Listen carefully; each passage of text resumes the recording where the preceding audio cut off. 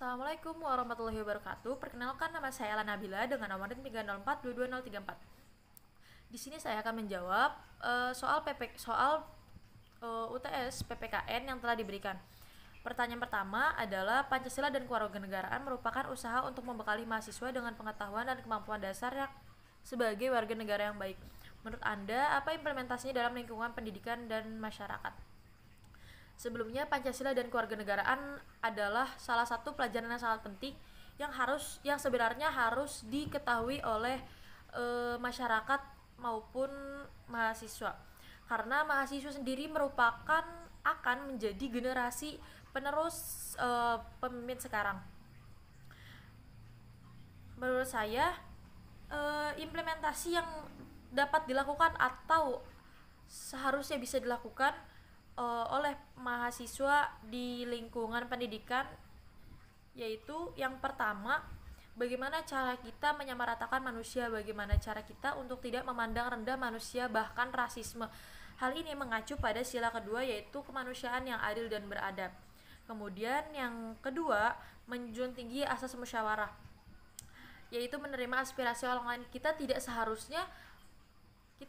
seharusnya menolak pemikiran orang lain untuk mengapresiasikan pendapat mereka. Kita harusnya bisa menerima pendapat mereka dengan baik. Perilaku ini mengacu pada sila keempat, yaitu kerakyatan yang dipimpin oleh hikmat kebijaksanaan dalam permusyawaratan perwakilan. Kemudian pertanyaan kedua adalah kemajuan teknologi, komunikasi, dan perubahan sosial yang terjadi menimbulkan dampak terkikisnya kebanggaan terhadap budaya sosial, atribut yang mencirikan nasional. Menurut saudara, mengapa kekhawatiran ini timbul dan bagaimana cara mengatasinya? Kemajuan teknologi memang bagus untuk perkembangan bangsa ini di era digital serta era modernisasi seperti sekarang ini.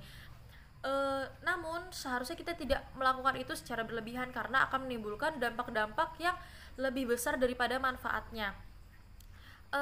Mengapa kekhawatiran ini timbul? Karena ini bisa menjadi bumerang untuk generasi selanjutnya, bisa memberikan pemikiran yang bisa menjadikan generasi selanjutnya bahkan tidak mengenal apa itu bangsa Indonesia sendiri. Cara mengatasinya yaitu kita tidak seharusnya mengambil terlalu banyak kemajuan teknologi. Kita harus bisa menyaring kemajuan teknologi apa, perubahan apa yang tidak berbentrokan dengan ideologi Pancasila. Karena landasan negara Indonesia ini berlandas pada ideologi Pancasila. Jadi cara mengatasinya kita harus bisa menyaring bagaimana pemikiran ini tidak berlebihan masuk ke dalam bangsa Indonesia dan tetap bisa mengenalkan bangsa Indonesia kepada bangsanya sendiri, lebih tepatnya bisa lebih mengenalkan kecintaan warga negara terhadap bangsa Indonesia sendiri. Kemudian pertanyaan ketiga, apa yang akan saya lakukan ketika saya menjadi pemimpin?